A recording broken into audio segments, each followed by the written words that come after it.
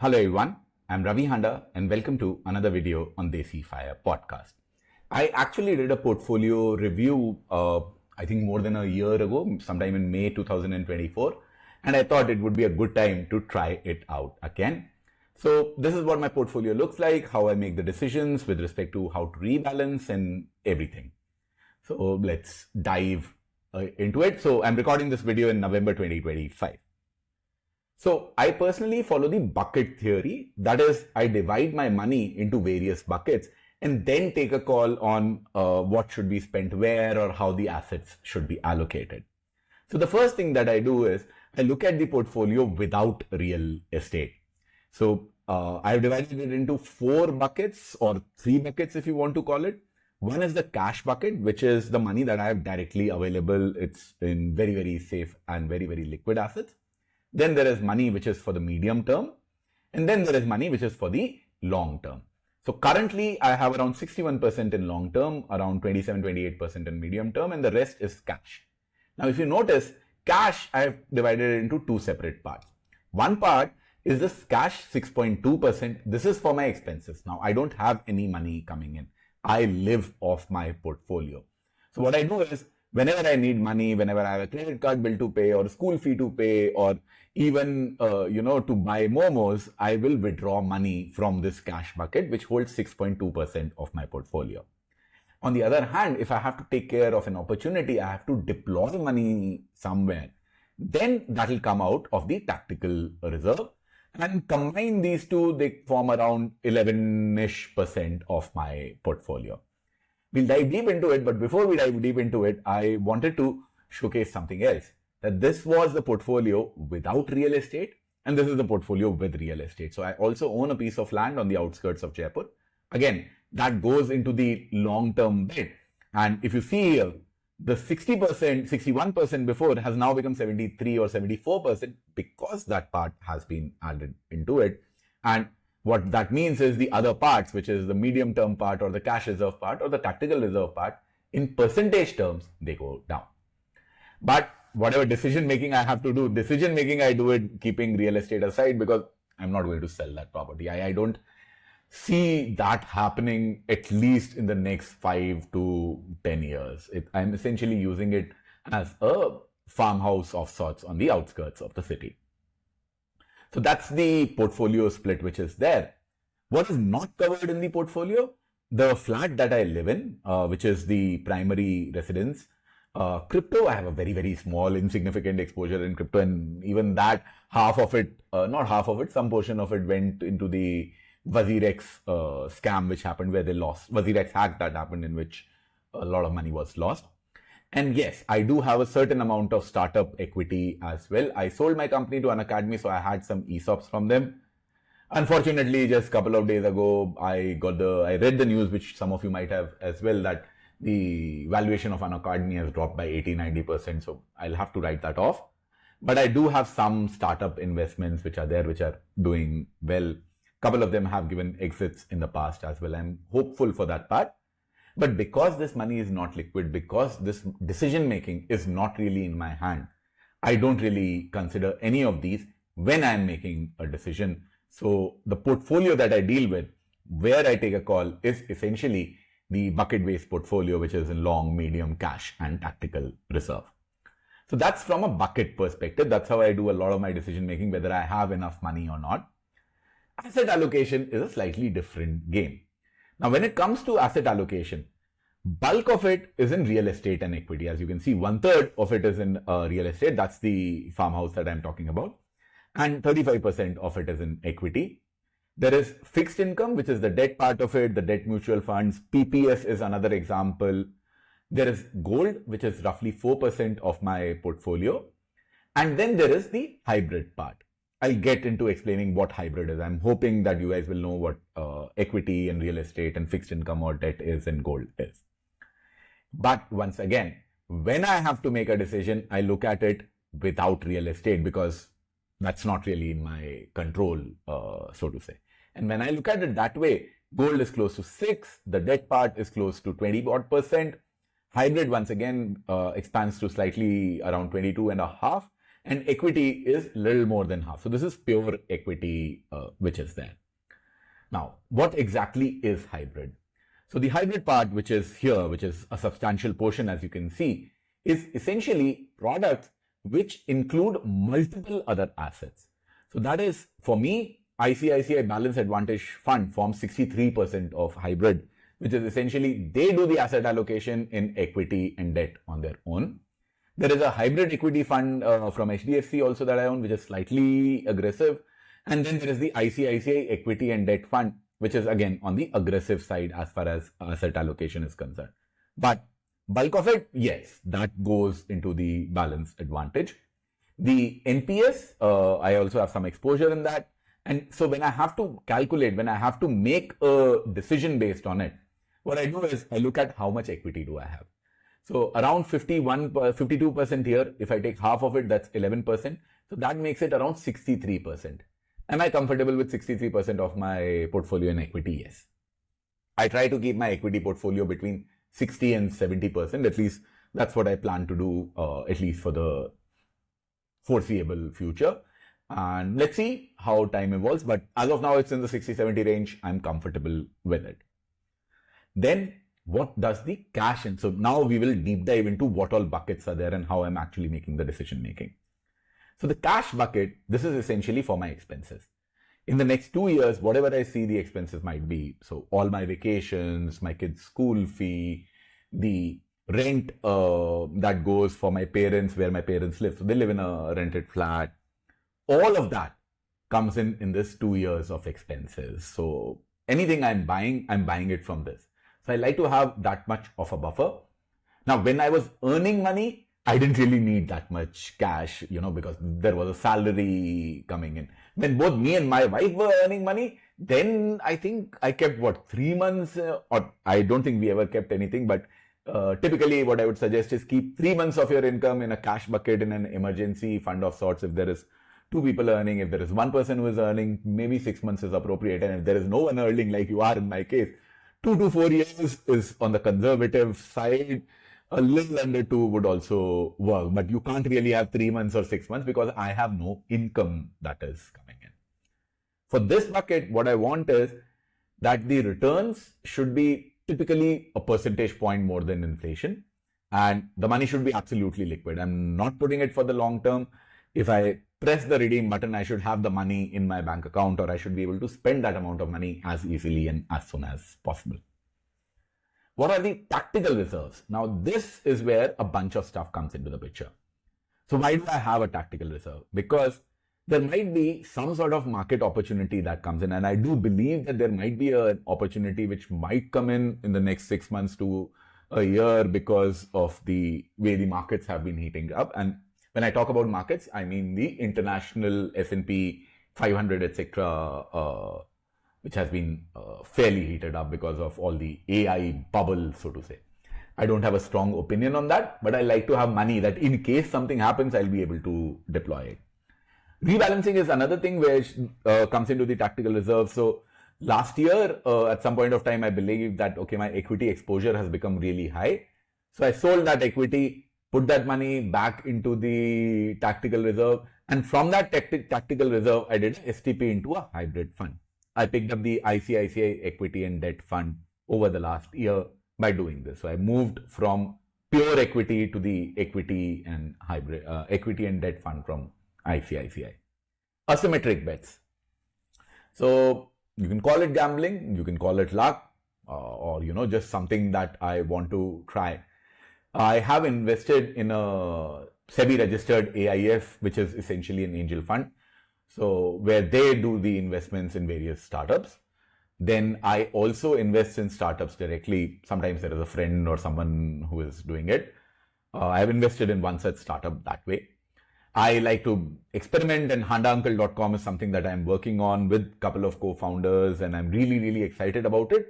But these things take money. So that money also comes from this sort of tactical reserve. And I don't really have a very good international exposure. We'll get into how much do I actually have.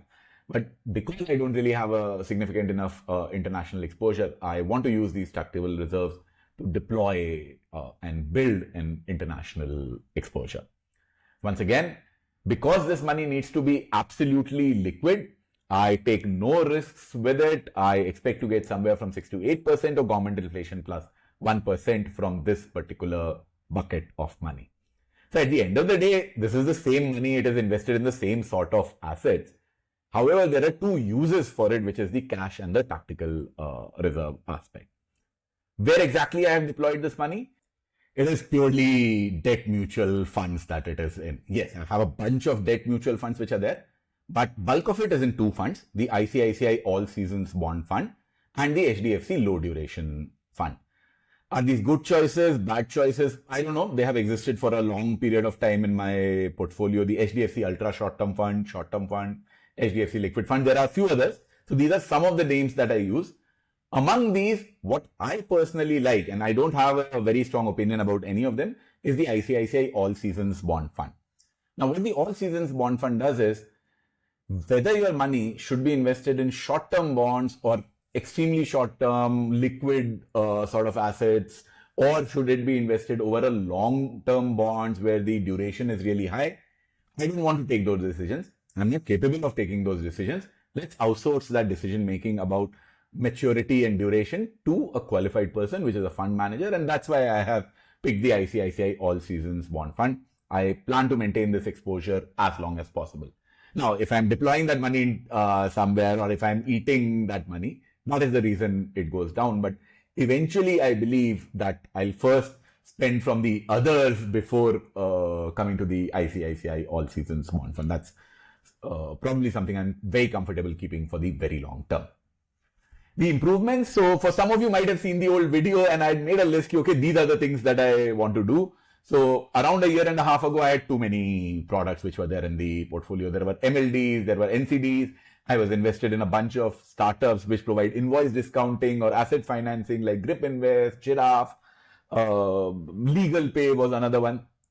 Slowly and steadily, I've removed all of that. And one of the reasons was that I actually lost capital in some of those investments, and I don't want to take those sort of risks with my cash and tactical reserves. So yeah, all of these problems have now gone away. The number of debt funds from 13 has gone down to 8, because when I'm consuming, I'm taking out these smaller debt funds from the picture. So what I want to do is probably reduce the number from 8 to further, but I'll not take very active action on it. It's just that whenever I'm withdrawing from, I'll withdraw tactically. And then comes the tactical reserve. I have been sitting on this money for a very, very long time. I have been able to deploy some of it, but I guess I need to strengthen my resolve and, deploy seriously. So, you must have heard that more money is lost waiting for a crash. That was made for people like me. We keep on waiting for a crash. That crash never happens. It hasn't really materialize in the international market for the year and a half, or maybe 2 years that I have been waiting for. The other problem is that it's not easy to deploy money internationally. The sort of funds that I would like, the sort of funds that I have in my portfolio for the international one, that is frankly an issue at this stage. So let's see. I'm hoping that by the next time that I have this sort of a video, I would have deployed probably a bit more. The medium-term bucket. Now, the medium-term bucket, it has actually grown compared to what was there previously. My ideal time for the cash bucket was somewhere around 2 to 4 years, and for the medium-term bucket was another 4 to 6 years, so that it can take care of the first 7, 8, 10 years. What is the purpose of this bucket? And currently it has 9 years of expenses in it. That's how I like to evaluate. For the cash bucket, it's close to 2 years of expenses, little less than that. And the medium-term bucket has close to 9 years of expenses. Why do I have this in the first place? See, when you have these buckets, you need to follow some sort of rebalancing strategy, because one idea that people like to do is, okay, I'll keep on spending from the cash bucket. Once that finishes, I'll start spending from the medium-term bucket. By the time this gets wrapped up, it has been 10, 12 years, and my long-term bucket would have grown. Fair enough. You find that comfortable, do it. Not very optimal if you think about it. What I personally do is, based upon, let's say, if the equity portion grows very, very fast, or it has grown a lot, I would sell that and refill the cash bucket. Or I'll keep on consuming the cash bucket if the markets are doing okay, or if the markets are doing great. Now, in the first 2 to 4 year period, Hopefully, I will get some opportunities to refill the bucket. I did get. So I started doing this in 2022. I retired in 2022, and for the last 3 years, I have been refilling that bucket as and when I get the opportunity. But what if I don't get that opportunity? What if there is a long-term bear market and I have no assets to sell? That is when the medium-term bucket will come into the picture. Hopefully, that situation never comes. And, this just becomes the legacy part of my portfolio, but let's see. The expected returns from this is somewhere from 8 to 10%, which is a little above or probably matching whatever my personal inflation is. See, government inflation is typically lower than the inflation that you and I would face. Another idea that I have with respect to the medium-term bucket is that over the very long term, so let's say I'm 42 right now, by the time I'm 60, 65, 70, I'll probably have all my money in this medium-term bucket. So as of now, I have to take asset allocation call. As of now, I have to deploy the tactical reserve and believe I'm capable of doing that. But eventually, in the long run, I would want all of this decision-making to be outsourced to someone else. Have a multi-asset fund or a hybrid fund or something like that and let that guy decide where to put that money. Why should I don't know how capable I am of doing that. It is just that all the legacy funds have been invested that way. But I do believe that the fund manager will be able to do a better job at asset allocation than I would. So long term, probably much more money would be there in the medium term bucket. Let's see. We don't really know how the cookie crumbles. The distribution of the medium term portfolio is bulk of it is hybrid, as expected, the funds that I talked about. And I'd earlier said as well that I have a huge exposure in ICICI Balance Advantage Fund. There is some fixed income in it, which is the gilt fund from SBI that I have, which is a long duration fund. And then there is 20% of it or 1/5 of it is in gold as well. Now, why do I have gold here and not really from a long-term perspective? Because it's SGBs. So a lot of it is in sovereign gold bonds. So they will mature at, in the next 10 years, obviously, for this period. The other reason is, why do you even have gold in the portfolio? One of my primary reasons to have gold in the portfolio is, what if there comes a period where the fixed income part or the debt part is doing very poorly, the equity part is doing very poorly, the real estate part is doing very poorly? How will I eat? And when everything else is not performing, typically that is the point that gold will be doing well. So at that point of time, I'll sell gold and I'll eat based on that. So this is sort of a buffer for that. And, so 9 years is total, 1/5 of that. So 1.5 years is essentially what exists in gold for me, so to say. 1.8 years to be precise. Where is this money? The biggest chunk of it is in the ICICI Balance Advantage Fund. A lot of it is in HDFC Hybrid Equity Fund, ICICI Equity and Debt Fund. Very small portion, something that I picked up over the last year. Sovereign gold bonds and the HDFC Gold Fund, these two form the bulk, or these two are the gold exposure that I have. I wanted all of it to be SGBs, but the government stopped issuing the sovereign gold bonds, so that's why I had to take the mutual fund route. The SBI Magnum Gilt Fund, this is this one, the fixed income part, the around 14% part, which is there. Then comes the idea, okay, so what happens over the long term? So what's the long-term play here? Now, this is the money. If the markets are doing bad, hopefully I will not need it for a decade. And I hope markets, however they are doing, they will turn in a decade. How much money? Whatever is left after the first 2 years, 4 years in the cash bucket and the tactical reserve, plus the 6 years, 8 years in the medium term, over and above that, whatever money you have, that goes in the long-term bucket. This is money that you are not supposed to touch for a very, very long term unless it is doing well. If it is doing well, you need to rebalance. Otherwise, you don't really touch it. What's the purpose? Growth. So you put it in assets where you have the best expectation of growth, and the returns will hopefully be inflation plus. Here they are bound to do better than inflation because the assets which I have in this are essentially equity and real estate, which should probably do very well over the long term. So what does the liquid long-term portfolio look like? 45% in real estate, 46% in equity. As I said, they form the bulk of it. But once again, real estate is not in my control. So what I like to look at it is without real estate, 85% of it is in equity. And then some might be asking that why do you even have fixed income in the long-term portfolio or even hybrid in the long-term portfolio? What purpose does it serve? Doesn't serve any purpose. It is stuff that I have put in. These are my older investments. For example, the Provident Fund. I don't have access to a Provident Fund. It's automatically a long-term play.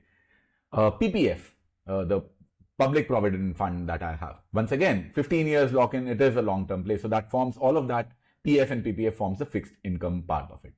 Hybrid, this is the NPS part. Once again, I don't plan to touch the NPS at 60 or 70. To be really honest, the best possible way to pass wealth is NPS to the next generation. You give them shares, you give them property, you give them gold, whatever you give them, they will have to pay capital gains tax on it.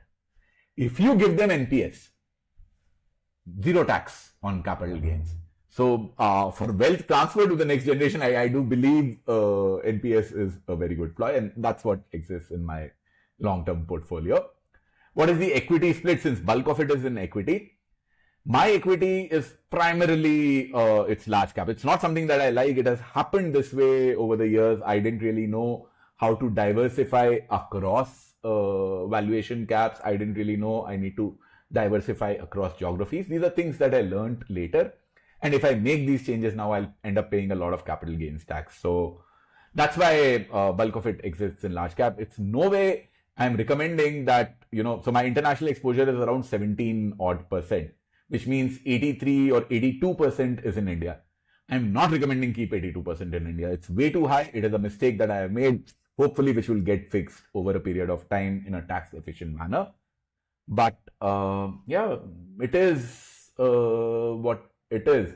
And yes, I have very little exposure in mid and small caps. That's also something that I wanted to build. But by the time I understood that I need to have a mid and small cap exposure, or by the time I understood that I need to have a strong flexi cap exposure, I'd already made my money. And in the last 3 years, I haven't really had that much of an opportunity to bulk those up or sell large cap or move to flexi cap or mid and small cap or even international funds. Will happen eventually, but hasn't happened till yet. So what were the problems? These are once again problems from my May 2024 video when I last did a portfolio review. International exposure was very little.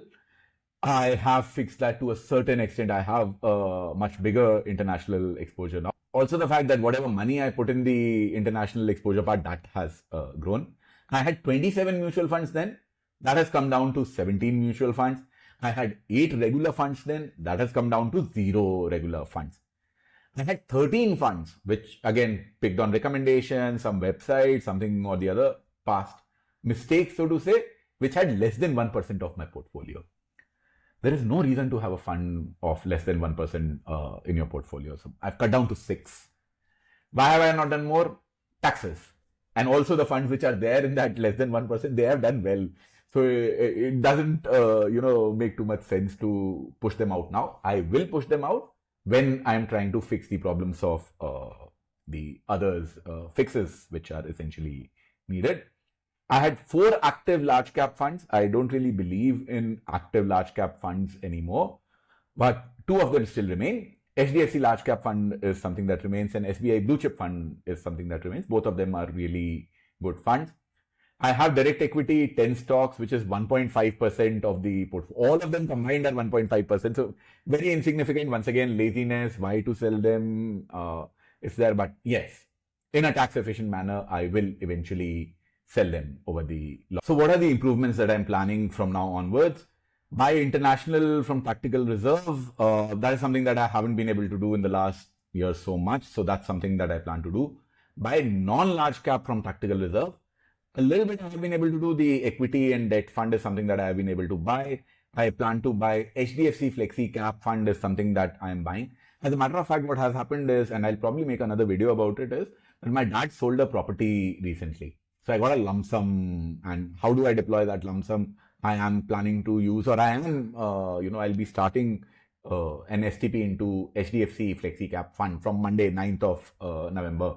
Let's see how that pans out, and I'll need to do something for my tactical reserve as well.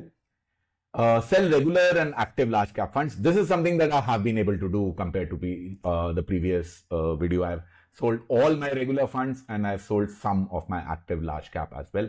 Sell direct equity, that is something that I haven't been able to do, but I plan to do that in the coming future. And I hope all of these things go through. So I guess that is pretty much it. If you have any questions about my portfolio, how I'm managing it, if you have any follow-up questions about the funds that I use, or if you have any recommendations ki, boss Handa, you shouldn't be doing this, maybe this is a better idea, I'm all ears. I look forward to your comments. I look forward to the discussion. And hopefully you will like the video and subscribe to our channel, and also check out my new website, handauncle.com. Thank you.